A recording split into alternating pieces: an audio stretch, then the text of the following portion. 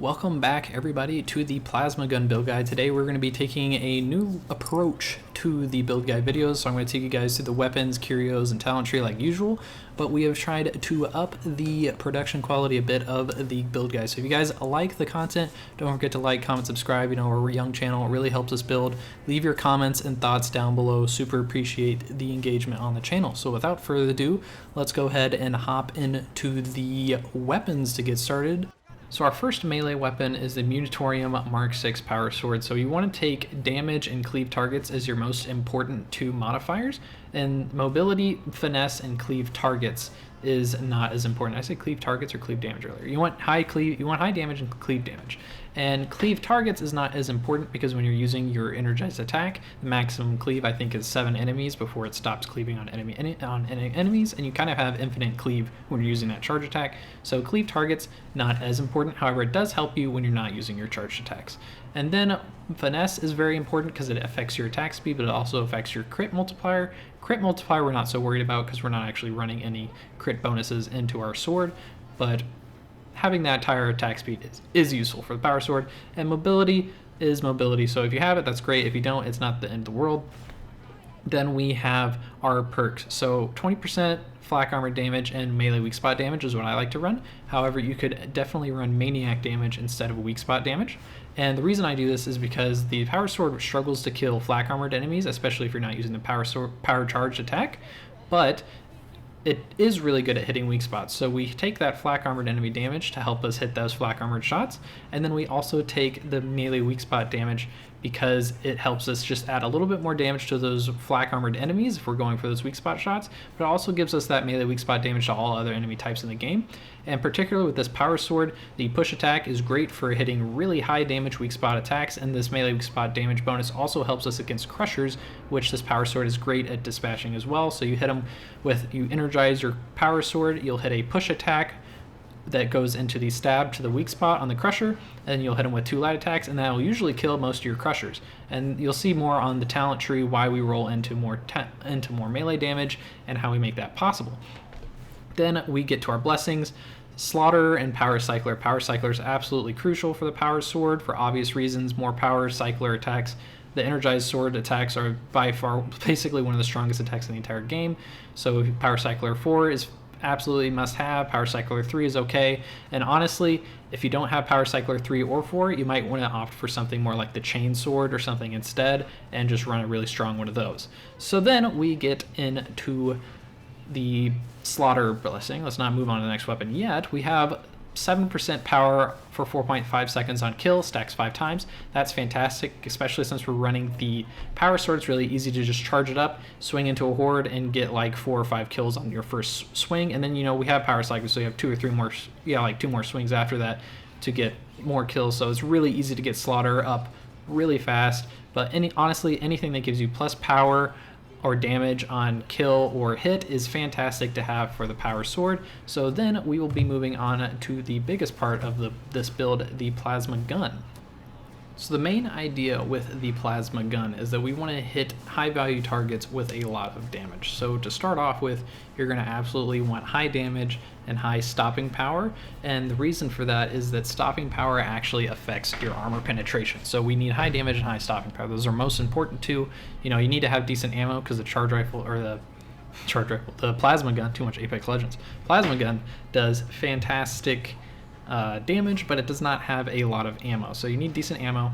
And the charge rate, honestly, not very important. Thermal resistance is nice to have because that will let you shoot more without having to actually stop and cool off. So that takes us through our modifiers. Then we get on to the perks. So for the perks, I take Maniac and Unyielding enemies, and the reason for this is that we actually already do fantastic damage to Carapace and flak armored enemies. I really don't find any need to actually have more damage to the plasma gun, but I do find the plasma gun struggles a little bit at killing hounds with 1 shot.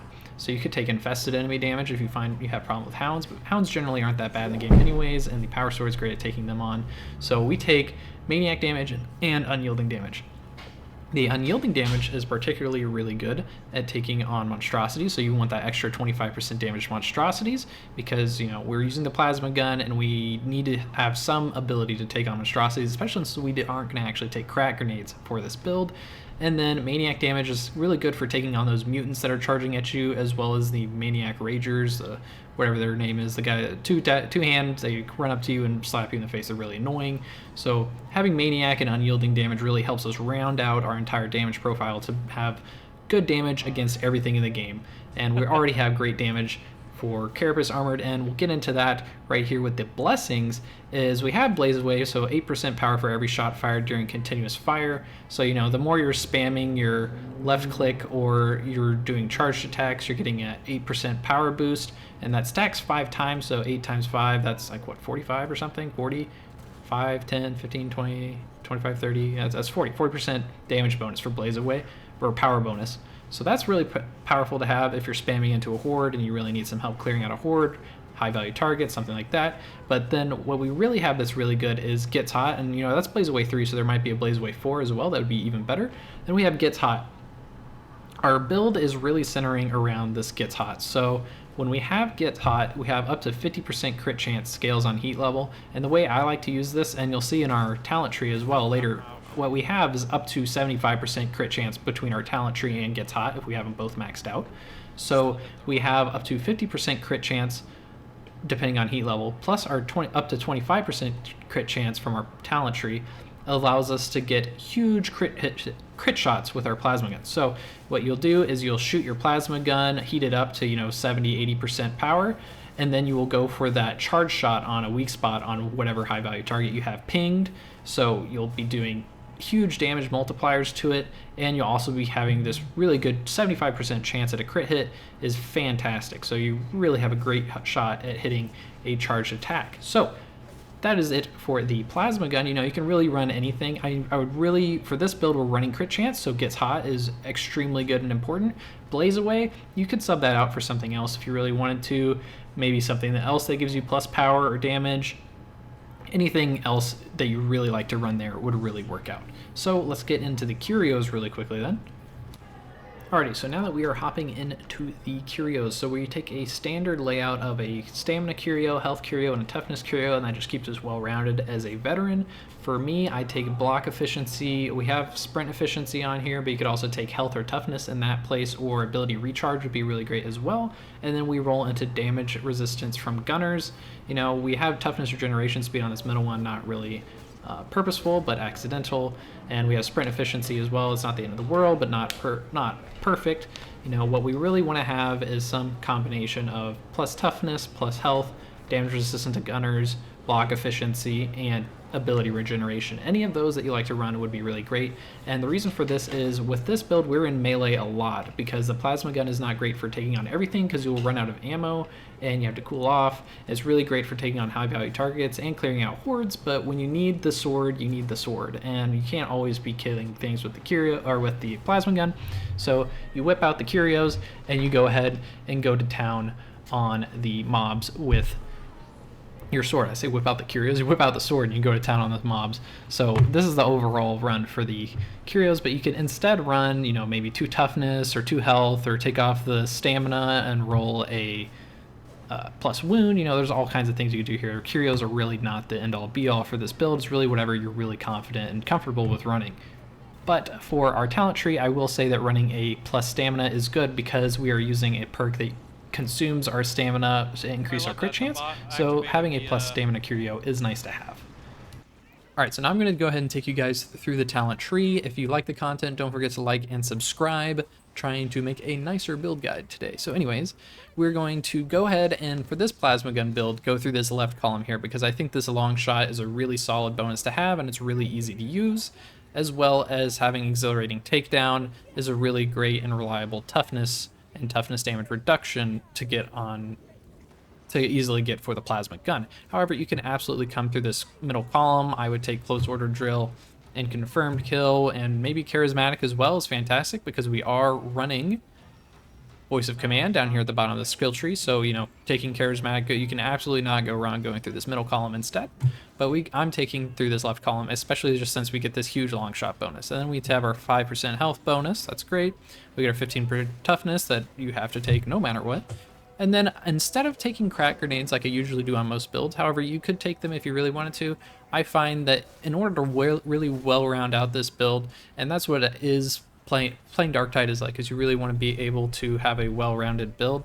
So having these crack grenades is a little too invested into killing high value target armored enemies, so instead we actually take these shredder frag grenades because these are really great for clearing out hordes and giving us space to actually use our plasma gun on enemies. So we take the shredder frag grenade, we take our 5% range damage bonus, we take our 5% health, 10% melee damage bonus, and agile engagement. And you'll notice we're spending 1, 2, 3 talent tree points to get all the way over here to agile engagement. That's unfortunate, but I really think the power of agile engagement is you just can't go wrong with it, because agile engagement, especially with this build, is so easy to use because we have the plasma gun, which is easy to just whip out of your pocket, shoot into a horde, kill 2 or 3 enemies, switch back to your melee weapon, go to town with your melee weapon, switch out from your melee weapon onto a high value target that you're going to ping when we're using our focus target. And then you have a 25% damage bonus on whatever enemy that you're shooting with that. So absolutely important, super easy, super powerful damage bonus to have. So, you know, you have agile engagement, maybe stacking up with long shot, you're taking on close quarter enemies with your power sword, you see a high value target far away, you ping them with your 8 stacks of focus fire target, you just killed somebody with agile engagement, they're kind of far away, so you're getting maybe a 10-15 damage bonus there. So you're getting absolutely almost into the like 60, 70, maybe 80% damage bonus just on that enemy. Fantastic bonuses all around there. So I think having agile engagement is super important. And this also helps you in melee a lot because you get 10% melee damage, and if you've killed something with your plasma gun, you get 25% melee damage. So that's a 35% damage bonus to your melee. So overall, super valuable to take, and I think it's worth not taking a few extra points down at the bottom of the skill tree to actually have this agile engagement. So we'll continue on with the rest of our tree. So we have that 5% range damage bonus. Now I take get back in the fight because I like this stun immunity and slow immunity. I think that's really important, especially if you're getting stunned and slowed by getting hit by a lot of guys. What's going to happen is you're not going to be able to pop your voice of command, and that's really annoying. Now in the gameplay that you're watching behind this video, you actually see that this is like one of the first times I'm running this build, but the build is really great, especially since we're running in a high 5 shock troop, whatever. But I'm not using my voice of command enough. Like when pox bursters jump on me or snipers are shooting at me, you need to pop that voice command right before that those enemies, those like large burst damage come through on you. You pop your voice of command, you'll take almost no damage through that. But anyways, we'll get back in the fight, I think is the best one to take, but you could take catch a breath if you really like that one as well. But I think get back in the fight is a nice thing to have, especially since, you know, this replenished 5% toughness, that's nice, but you know, we have voice of command, so I think catch a breath is a little too doubled up on toughness regeneration, so we're taking get back in the fight. So then we have survivalist, we're replenishing 1% ammo. This is fantastic because first of all, this is for all allies in coherency, so 1% ammo to all allies in coherency. You are a veteran, so you're already picking up a lot of the ammo on the map, and if you have maybe another veteran or somebody else on your team that's using a lot of ammo, maybe an ogre and another veteran, you might find that ammo is scarce on the map. So, you know, having fire team and close kill, also the bonuses from these are like paltry. So you have 5% movement speed bonus. That's pretty lame. 5% damage.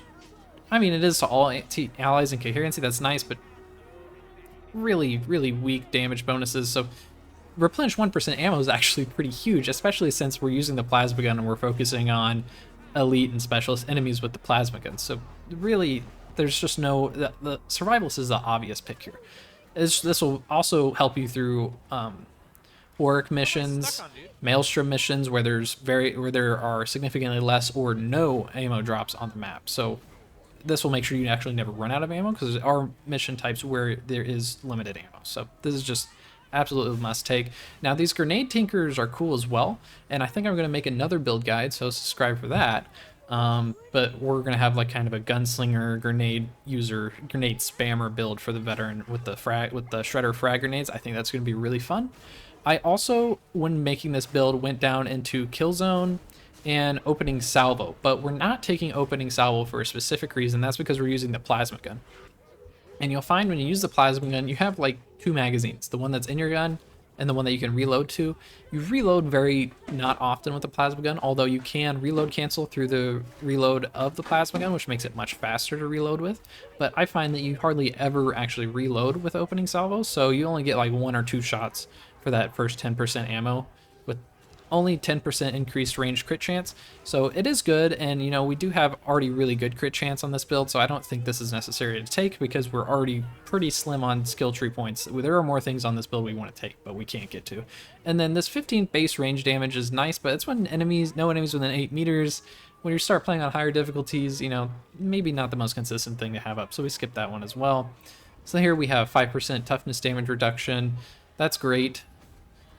Replenish 1 grenade every 60 seconds. This is just great for having grenades consistently without having to pick up grenades. You know, I would like to take twin blasts, and I think we're going to make that part of our grenades thrower build that I make some other time. But anyways, moving on. We take voice of command. You know, we don't need infiltrate, and we're not going to take executioner stance because, first of all, this is only for yourself, and in addition, voice of command helps your teammates.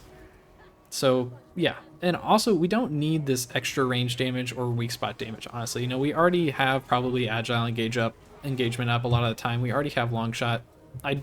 In my experience, you don't need this executioner stance, especially since we have really good crit chance. I find that you're 2 to 1-shotting all Ogre type enemies. Maybe this would be good for helping take on some monstrosities a little bit, but honestly, nothing is more consistent than this voice of command. I just don't think this is absolutely necessary. And also with the plasma gun, you're really not spamming it at lots of ranged enemies because you will run out of ammo if you're just spamming it at everything. So it's really best for taking on high value target enemies, not just every gunner in the game. So we go on to our voice of command, we have our replenishing grenades, voice of command, and then we take that extra 50% toughness, and this just makes you so tough. And when you're with the plasma gun, you're really trying to shoot at these high value targets. So maybe you're getting swarmed by a horde, you've thrown all your shredder frag grenades, you don't have any breathing room, you can pop voice of command, charge up a shot, or shoot 2 primary shots into whatever high value target you're shooting at, and that'll give you the time and space to actually take out those high value targets before you go back into fighting the hordes with your melee weapon. So voice of command, I think, is by far the best and most obvious choice to take. We have suppression. I don't know if that really helps us at all, really. It might. Yeah. And then we'll take down the shorter tree to the left here. We get 5% range damage. Great. Can't go wrong with that. And then we have weak spot damage, which is fantastic. We love weak spot damage because when you're charging up your primary attack and you're stacking this crit chance, so with dead shot, you really want to go for those weak spot shots because you get a 30% weak spot damage. Let's pretend you have agile engagement up and they're kind of far away, so that's 25. Let's say you're maybe getting a 15% or 10%. Let's go with 10. You're getting a 10% boost from long shots, so you're at 35% range damage bonus. Then you get another 30%, that's 65% range damage bonus. And let's not forget you're going to apply your focus target to them probably as well, so that's like another 30%. So what was that, 69? Ridiculous, over 60% damage bonus. I forgot, I was doing the math, whatever. Mental math, not my strongest suit. So the 30% weak spot damage is just a must take because it's so easy to take. We're not taking gain suppression immunity, and that's kind of strange for a veteran. Why aren't we taking gain suppression immunity? Well, you never actually really aim with the plasma gun. There is the primary fire, which is already 100% accurate, and then there's the secondary fire, but when you're secondary firing, you're really just charging up a higher power primary fire attack. You're not really ADSing, so getting suppressed while the veteran while using the plasma gun really is not a problem at all. So we don't really take suppression immunity because we can use that point somewhere else. Then Deadshot is very important for this build. So this 25% crit chance, sway reduction not so much, but this is when using your ranged weapons alternate fire, and comboed with our increased crit strike chance on Get Hot, or whatever it was, the blessing for the plasma gun. What you're going to do is whip this gun out and you'll primary fire up to like 60-80% charge, and then you can do a charge attack on whatever high value new target you find, and you'll get this 25% crit chance plus like the up to like 50% crit chance or something from Get Hot. So you're at like a 75% crit chance or something maximum with the dead shot, or something really high like that. So absolutely, let's hop over here and take a look real quick. It is 50% crit chance, yeah. scales with heat levels. So you can get an absolutely huge amount of crit chance with that. And then let's see. So we have our dead shot. You can get up to get up to a 75% crit chance, and of course on your gun, maybe instead of maniac damage, you take let's say 10% crit chance or 5% crit chance. You can't have 10% crit chance, but anyways, you can stack up more crit chance on this build if you want, and that's just really fantastic to have. So you can really hit those one-shot crusher, mauler. You just one-shot a lot of stuff with that. And then we have plus 25% ammo. That's nice to take, not absolutely necessary. And in fact, you could take off these 2 skill points right here, I'd say, if you really wanted to. And I would like to pick up marksman as well, but I just don't have the points in the tree. So maybe for you want to take a point off somewhere else. 15% base damage to elite enemies. That's fantastic because elite enemies are something we're really focusing on with the plasma gun. And this is a constant bonus. So instead of having this 15% base range damage when there's no enemies within 8 meters, I've gone for this superiority complex instead, but maybe you could take a point somewhere off and go for kill zone and superiority complex. That could give you a plus 30% damage bonus right there, but I find this one is too situational. 8 meters is not that far in the game, so it's not that hard to be outside of 8 meters of an enemy, but it's just too situational, especially when you really need it, which is when there's going to be a lot of hordes and things overwhelming you in the game. So I try to stay away from these ones when there's no enemies within 8 meters, because one guy will ruin it for you, even if it's one add enemy. Then we have marksman. 10% on ability use, 10%, or for 10 seconds, any weak spot gains 20% power. That's a huge bonus. And I would like to take it, but since it's on ability use, I'm kind of avoiding it, but that's an absolutely huge bonus, and you can absolutely take that, and I don't think that would be bad to take whatsoever. That's a huge bonus. Then we'll get down into the final main tree that gets us down to our focus target. So we have our suppression. We take for the Emperor, so your combat ability gives you and allies in coherency 10% melee damage and 10% range base damage for 5 seconds.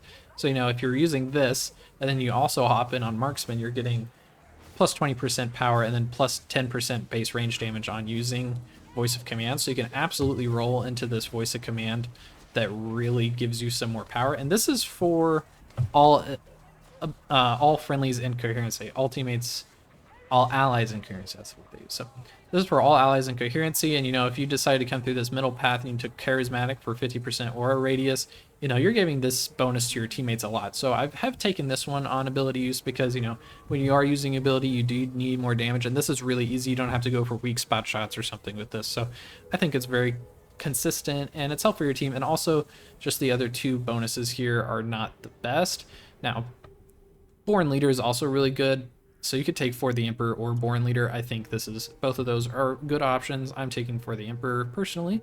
And then Tactical Awareness, we have to take it, but this also gives us our voice of command a lot faster if you're focusing on killing those specialists.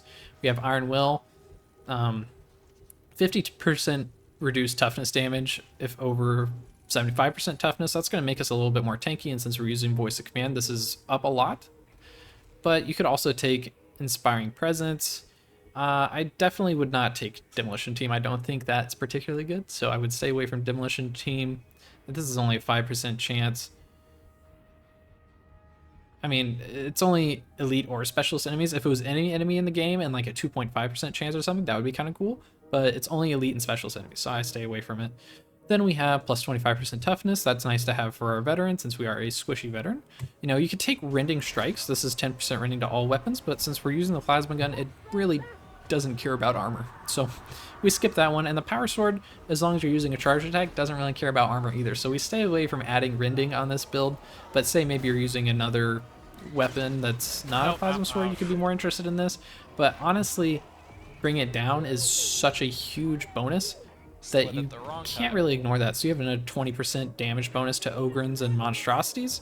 That's such a huge bonus that you can't really consider taking 10% rending. You're already using the plasma gun, don't really need it. And this is a nice one to have, actually. So you could absolutely add this one. 20% base damage, 20% melee impact, 20% suppression for 8 seconds whenever an ally kills an enemy. This is a huge bonus, and it's a 2.5% chance for 20% base damage. So honestly, another really solid, really good one to take. If we weren't rolling for crit chance, maybe you have a different blessing on your plasma gun that's not, you know, gets hot where you have plus 50% crit chance. You could take off this dead shot, absolutely, and just go for this competitive urge instead. I would absolutely consider doing that. And then we go ahead and get focus target. And since we're using the plasma gun, maybe we're not pinging as many enemies as per usual, so we're not using like the MG12 las gun or the Hellbore las gun where we're using the gun a lot to kill all the enemies on the screen, but we're actually focusing on extra high value targets. So we definitely want to take this focus fire, which increases the stacks to 8, because we're already not pinging as much as other classes would be, so having more ping, letting those stacks of pings build up before you ping is nice, all the way to 8. And then honestly, I take target down. Now you can take redirect fire, but we already have a ton of damage. I take target down because that gives your team a little bit more sustain and toughness and all that jazz. So that's really nice to have, and I do notice this in battle. So if you're in the middle of a fight, you're getting overrun, and you take down a tagged enemy, punch 5% toughness and 5% stamina for each stack of focus target applied. And let's not forget, you know, we're getting this stamina regenerated from using our focus target, and we're using our stamina on this dead shot. So this is helping to kind of offset the fact that we're having to use our stamina with dead shot. So it really kind of evens out in a little bit of a way. You know, it's obviously maybe it'll give you a little bit more, a little bit less, depending on the situation. But this kind of helps to counterbalance the drawback of dead shot. And so yeah, that is the talent tree for the plasma gun build. I hope you guys all have a great day. Feel free to watch the rest of the gameplay that's going on in the background on your own. I will also link down below the gameplay so you can watch it just raw if you'd like. Have a great day. Don't forget to like and subscribe. See you later.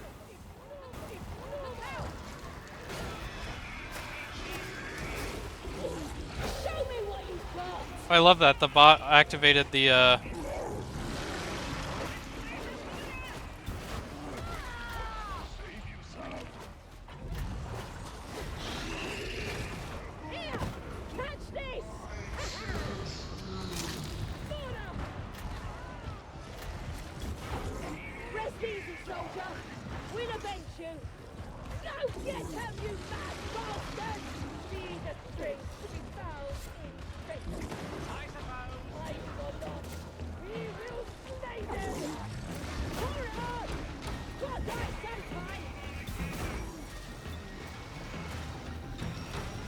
Oh, it was the wrong button to click, dude.